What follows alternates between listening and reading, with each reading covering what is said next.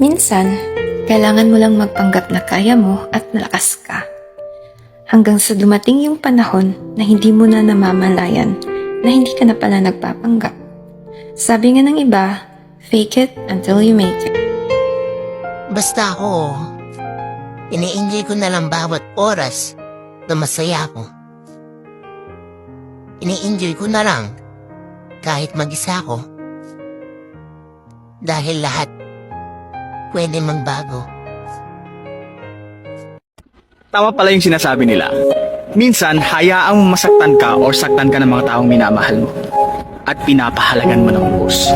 Kasi darating yung isang araw na magkikising ka na lang na wala ka nang pakialam sa kanila, wala ka nang nararamdaman para sa kanila.